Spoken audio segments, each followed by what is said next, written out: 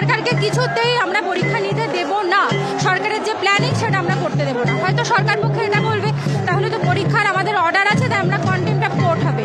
যদি তাই হয় তাহলে এটাও তো বলা হয়েছে যারা অযোগ্য তাদেরকে টার্মিনেশন লেটার দিতে হবে এবং তাদেরকে টাকা ফেরত দিতে হবে।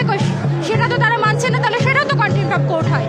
তাহলে আমরা পরীক্ষা কিছুতেই দেব না। দেখুন, সরকার আমাদের বারে বারে প্রতিশ্রুতি দিয়েছে এবং আমাদের এটাও বলা হয়েছিল রিভিউ পিটিশন জমা দেওয়ার আগে আমাদের সঙ্গে ডিসকাস করবেন, আমাদের অ্যাডমিনদের সঙ্গে ডিসকাস করা হবে। সরকার কোনো রকম কোনো প্রতিশ্রুতি রাখেনি, বরাবরই আমাদের বিট্রে করেছে এবং এটাও তাদের প্ল্যানিং আছে যে তারা পরীক্ষা নেবে। ভাবুন তো, আমরা এত বছর চাকরি করেছি, চাকরি করছি ধরুন প্রায় 7 বছর। তার আগে আমাদের একটা প্রিপারেশান ছিল, প্রত্যেকেরই চাকরি পরীক্ষার একটা প্রিপারেশান থাকে। আমরা লিখিত পরীক্ষা দিয়েছি, আমরা ইন্টারভিউ দিয়েছি, তারপরে সমস্ত যোগ্যতা প্রমাণ করার পর আমরা 6 বছর প্রায় 3-4 মাস চাকরি করছি। তারপরে যদি হঠাৎ করে বলে আমাদের চাকরি চলে যাবে এবং সেই পরীক্ষায় আমাদের আবার দিতে হবে, আমরা সেই পরীক্ষা দেব। আমরা অলরেডি যখন যোগ্যতা প্রমাণ করে চাকরি পেয়েছি, সরকারকে কিছুতেই আমরা পরীক্ষা নিতে দেব না। সরকারের যে প্ল্যানিং সেটা আমরা করতে দেব না। হয়তো সরকার পক্ষে এটা বলবে তাহলে তো পরীক্ষার আমাদের অর্ডার আছে, তাই আমরা কন্টেম্প্ট অফ কোর্ট হবে। যদি তাই হয় তাহলে এটাও তো বলা হয়েছে যারা অযোগ্য তাদেরকে টার্মিনেশন লেটার দিতে হবে এবং তাদেরকে টাকা ফেরত দিতে হবে। সেটা তো তারা মানছে না, তাহলে সেটাও তো কন্টেম্প্ট অফ কোর্ট হয়। তাহলে আমরা পরীক্ষা কিছুতেই দেব না। যারা যোগ্য আমাদের সঠিকভাবে স্বপদে আমাদের আবার ফিরিয়ে আনতে হবে স্কুলে, সেটা কোনো পরীক্ষার মাধ্যমে না। আপনি কিভাবে আনবেন, আপনার সহকারীরা কিভাবে আনবেন, সেটা সম্পূর্ণ আপনার দায়িত্ব।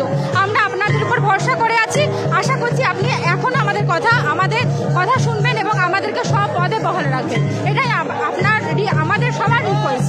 প্লিজ আমাদের রিকোয়েস্টটা রাখুন। আমরা প্রত্যেকেই যোগ্য শিক্ষক শিক্ষিকা, আমাদের রিকোয়েস্টটা রাখুন। আমার নাম পাপিয়া বিশ্বাস। আমাদের প্রোগ্রাম হচ্ছে যে আমরা যোগ্য শিক্ষক, আমরা কোনো ধরনের দুর্নীতি বা কোনো অন্যায়ভাবে আমরা এই চাকরিতে যোগদান করিনি। আমরা এই চাকরিতে যোগদান করেছি একবারে স্বচ্ছভাবে। যে প্রসেস বলেছিল এসএসসি মারফত ততগুলো প্রসেস আমরা কমপ্লিট করে যোগ্যভাবে স্বচ্ছভাবে আমরা নিয়োগ হয়ে 6 বছর প্লাস 6 বছর প্রায় 5 মাস হলো। আমি তো 9-10-এ চাকরি করি, 6 বছর 5 মাস ধরে আমি চাকরি করেছি। তো এখন বর্তমানে কি হলো, 3 তারিখ প্যানেলটা বাতিল হয়ে গেল। তো আমাদের যে এখন দাবি যে যেহেতু সরকার দুর্নীতি করেছে, এই দুর্নীতির দায় পুরো সরকারকে নিতে হবে। এসএসসি দুর্নীতি করেছে, তার আমলারা দুর্নীতি করেছে, তার নেতা মন্ত্রী কে দুর্নীতি করেছে আমরা জানি না। অর্থাৎ যেহেতু দুর্নীতি এসএসসি করেছে, দুর্নীতি সরকার করেছে, দুর্নীতি তার আমলা মন্ত্রী প্রশাসনিক পদাধিকার ব্যক্তি যারা ছিলেন তারা করেছেন। অর্থাৎ আমাদের ডিমান্ড একটাই, যেভাবে হোক যেভাবে পারবে আমাদেরকে আমাদের স্বপদে সসম্মানে আমাদের চাকরিতে পুনর্বহাল করা, এটাই হচ্ছে আমাদের মূল দাবি। সে কিভাবে করবে সে সরকার বুঝবে, সেটা আমরা জানি না। আমরা চাই আমাদের যে সম্মান ছিল, আমরা 3 এপ্রিলের আগে যে আমাদের সম্মান ছিল সে সম্মান আমরা ফেরত চাই। সেটা সরকার কিভাবে করবে, রিভিউয়ের মাধ্যমে করবে না অন্য কিছু কি পদ্ধতি করবে, সেটা সরকারের ব্যাপার। আমার নাম তরিকুল ইসলাম।